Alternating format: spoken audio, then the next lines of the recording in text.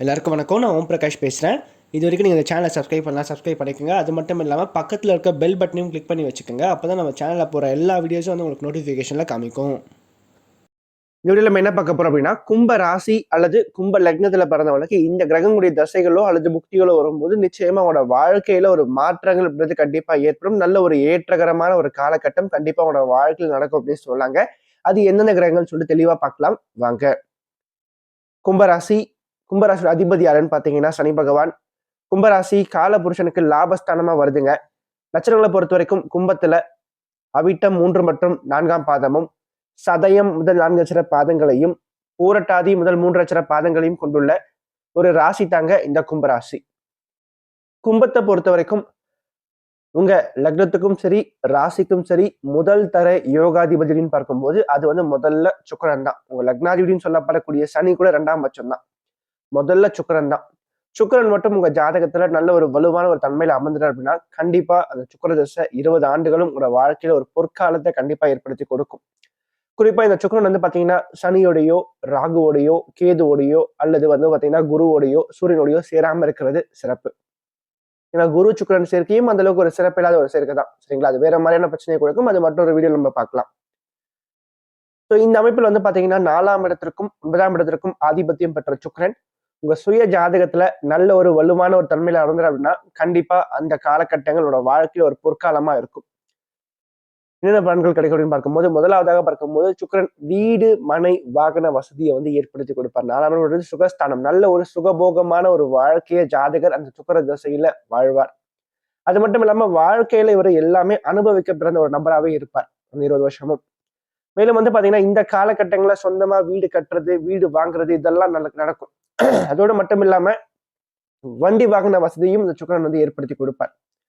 மேலும் மாணவ மாணவிகளை பொறுத்த வரைக்கும் இந்த சுக்கிரதசை நடக்கின்ற காலகட்டங்களில் கண்டிப்பா படிப்பு ரீதியாக நல்ல ஒரு ஏற்றத்தை கொடுப்பார். உயர்வான ஒரு நிலைக்கு செல்ல வைப்பார். படிச்சு முடிச்ச நல்ல ஒரு வேலையை வாங்கி கொடுக்கிறது இந்த மாதிரியான விஷயங்கள் கண்டிப்பா கிடைக்கும்.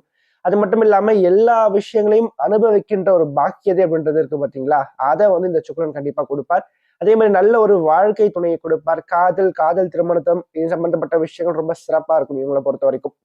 சுக்கிரன் நல்லா வளர்த்துட்டாவே கண்டிப்பா காதல் திருமணம் நடக்குங்க. அது முக்கியமான விஷயம். அதே மாதிரி ஒரு சுகபோகமான ஒரு வாழ்க்கை கண்டிப்பா கிடைக்கும். அதே மாதிரி நல்ல ஒரு வாழ்க்கை துணை கிடைப்பாங்க. அதுதான் முக்கியமான விஷயம். அது மட்டும் இல்லாம நல்ல ஒரு தந்தை, நல்ல ஒரு தந்தை வர்க்கம், தந்தையால் ஆதாயம், தந்தை வழி உறவுகளால் ஆதாயம், அதே மாதிரி பூர்வீக சொத்துக்கள் சம்பந்தப்பட்ட விஷயத்துல நல்ல ஒரு ஆதாயம் போன்ற விஷயங்கள் கண்டிப்பா கிடைக்கும். அதே மாதிரி புத்திர பிராப்தம் சம்பந்தப்பட்ட விஷயங்கள் இந்த சுக்கிர தசையில கிடைச்சிரும் அவங்களுக்கு. பெரும்பாலும் பாத்தீங்கன்னா சுக்கிர தசை நடக்கின்ற காலகட்டங்கள்ல கொஞ்சம் பெண் குழந்தைகள் அதிகமா பிறக்கிறதுக்கான வாய்ப்புகளை வந்து இது வந்து ஏற்படுத்தி கொடுக்கும் அப்படின்னு சொல்லலாம். அடுத்து 2ஆம் பட்சமா யாருக்கு அப்படின்னு பார்க்கும்போது சனிதான். கும்பத்தை பொறுத்த வரைக்கும் சனிதான் வந்து அடுத்த யோகாதிபதி. லக்னாதிபதி இல்ல, 2ஆம் இடத்துக்கும் லக்னத்துக்கும் அவரே ஆதிபத்தியம் பெற்றவர். சோ அப்படிப்பட்ட அந்த சனி எப்பவுமே ஒரு ஜாதகத்துல சனி கொடுக்கின்ற விஷயங்கள் நீடித்த நிலையான விஷயமா இருக்கும். எப்பவுமே சனி தசையில ஒரு பொருள் கிடைக்குதுன்னா அது காலம் கடந்து நிலைத்து நிற்கும். அதுதான் முக்கியமான விஷயம். அப்போ இவங்களுக்கு வந்து பாத்தீங்கன்னா சனி தசை நல்ல ஒரு சிறப்பான ஒரு ஏற்றத்தை வாழ்க்கையில கண்டிப்பா ஏற்படுத்தி கொடுக்குங்க. உங்களோட வாழ்க்கையில உங்களுக்குன்னு சொல்லிட்டு ஒரு அங்கீகாரத்தை பெற்றுக் கொடுக்கும். நீங்கள் யார் அப்படின்றத எல்லாரும் வந்து தெரிஞ்சுக்கக்கூடிய ஒரு காலகட்டம் அந்த சனி தசை இருக்கும். இந்த பலன்கள் சனி தசையில மட்டும் நடக்காதுங்க, சனி புக்தியிலும் நடக்கலாம். ஃபார் எக்ஸாம்பிளுக்கு உங்களுக்கு வந்து பாத்தீங்கன்னா குரு தசை நடக்குன்னு வச்சுக்கோங்களேன். அந்த குரு தசையில சனி புக்தியில அந்த பலன்கள் நடக்கும். அதே மாதிரி ராகு தசை நடக்கணும், ராகு தசையில சனி புக்தியில இந்த பலன்கள் நடக்கும். ஸோ இந்த மாதிரியான விஷயங்கள் சனி நல்லா இருக்கும் போது கண்டிப்பா கிடைக்கும். குறிப்பா அவர்கள் என்ன சொல்ற மாதிரி பாபர்கள் அப்படின்னு சொல்லப்படக்கூடிய செவ்வாய், சூரியன், ராகு, கேதுவோட சனி வந்து இணையாம இருக்கணும். அப்படி இணையாம இருந்தா கண்டிப்பா அந்த சனி தசை கும்பத்துக்கு நல்ல ஒரு ஏற்றத்தை கொடுக்கும். ஏன்னா நான் நிறைய இடத்துல சொல்றது என்ன அப்படின்னு பார்க்கும்போது ஒரு மனிதனுடைய வாழ்க்கையை வந்து தீர்மானிக்கிறது 2, 3 கிரகங்கள் மட்டுமே. அவனுடைய வாழ்க்கையில ஒரு ஏற்றத்தை கொடுக்கறதும் அந்த கிரகங்கள் தான், இறக்கத்தை கொடுக்கறதும் அந்த கிரகம் தான். சரிங்களா? ஒரு டவுன்ஃபால் கொடுக்கறதும் இதுதான்.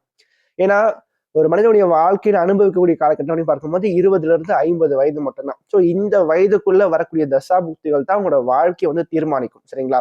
அதுக்கு முன்னாடி வந்தாலும் வேஸ்ட், அதுக்கப்புறம் வந்து நல்ல தசை வந்தாலும் வேஸ்ட் தான். அப்போ இந்த காலகட்டங்கள் நல்ல ஒரு யோகமான தசை வருதான்னு சொல்லிட்டு நீங்க முக்கியமா பார்க்கணும். அதை பொறுத்துதான் உங்களோட வாழ்க்கை தீர்மானிக்கப்படும். ஏன்னா இந்த காலகட்டங்கள்ல அவனுக்கு வந்து வீடு மனை வாகன வசதி அது மட்டும் நல்ல ஒரு வாழ்க்கை துணை, நல்ல ஒரு குழந்தைகள், நல்ல ஒரு சொத்து சேர்க்கை, நல்ல ஒரு வேலைன்னு சொல்லிட்டு எல்லாமே கிடைக்கக்கூடிய ஒரு காலகட்டம்னா இந்த 20 to 50 வயதுக்குள்ளதான். ஸோ இந்த காலகட்டங்கள்ல உங்க ஜாதகத்துல 9 கிரகங்கள்ல வெறும் 2, 3 கிரகம் மட்டும் நல்லா இருந்தா மட்டும் போதுங்க. அந்த நல்லா இருக்கக்கூடிய கிரகங்களுடைய தசைகள் இந்த வயதுல வருதா கண்டிப்பா நீங்க கொடுத்து வச்சவங்க தான்.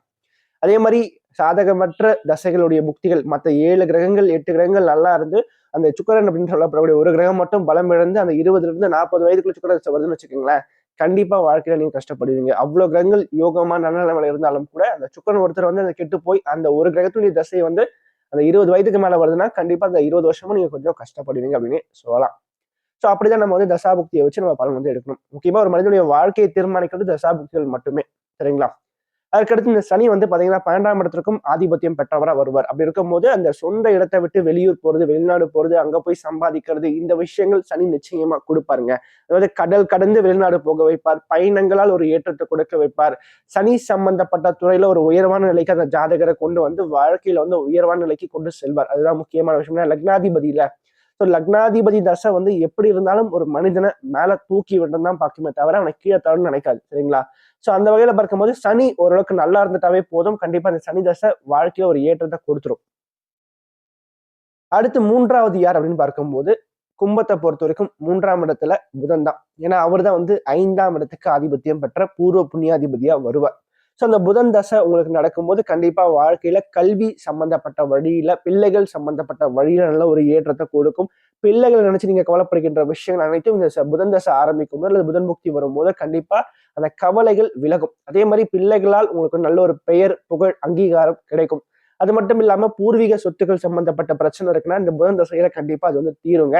சொத்து சம்பந்தப்பட்ட விஷயங்கள் அனைத்தும் சாதகமா அமைந்து முடியும் இந்த புதன் தசையில. அதோடு மட்டும் இல்லாம இந்த புதன் வந்து பாத்தீங்கன்னா உங்க ராசிக்கு 8ஆம் அதிபதியாகவும் வருவார், லக்னத்துக்கு 8ஆம் அதிபதியாகவும் வருவார். அப்போ இவரும் வந்து பாத்தீங்கன்னா கடல் கடந்து வெளிநாடு போக வைப்பார், சொந்த ஊரை விட்டு வெளில போய் பிழைக்க வைப்பார்.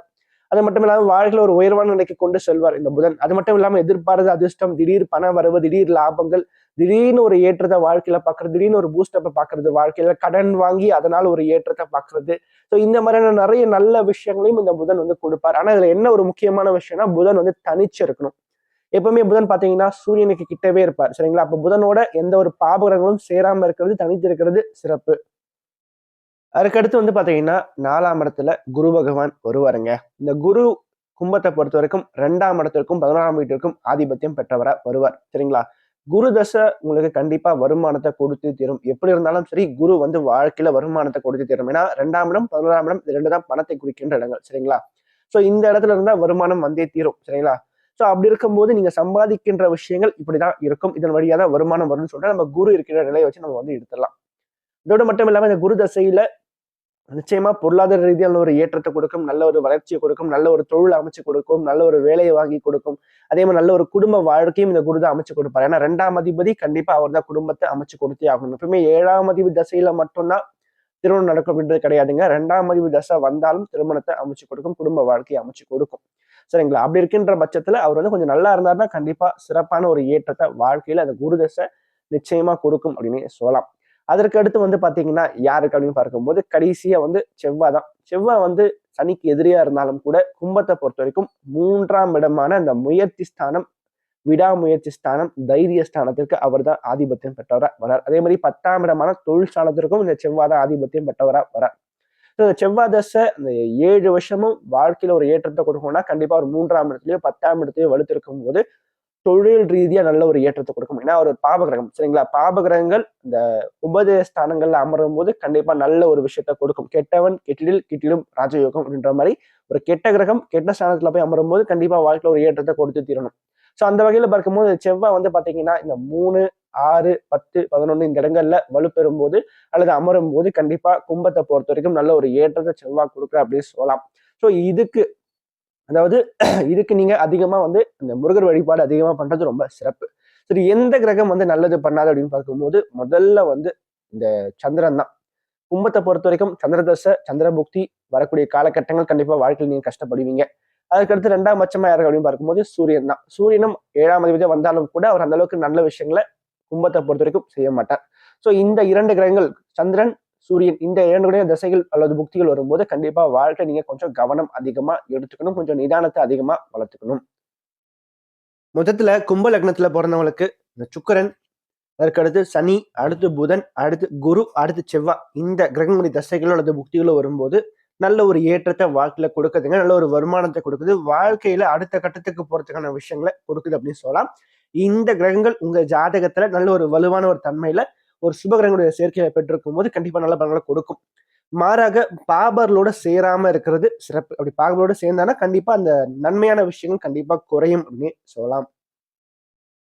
இந்த வீடியோ உங்களுக்கு பிடிச்சிருந்துச்சுன்னா லைக் பண்ணுங்க, கமெண்ட் பண்ணுங்க. அது மட்டும் இல்லாமல் உங்களோட ஃப்ரெண்ட்ஸுக்கும் சரி, உங்களோட ஃபேமிலிக்கும் இந்த வீடியோ ஷேர் பண்ணுங்க. ஏன்னா அவனோட வாழ்க்கையில கண்டிப்பா ஒரு மாற்றத்தை ஏற்படுத்தக்கூடிய வகையில் இந்த வீடியோ இருக்கும். குறிப்பாக சொல்லப்போனால் கஷ்டத்தில் இருக்கக்கூடியவங்களுக்கு இந்த வீடியோ ஷேர் பண்ணுங்க.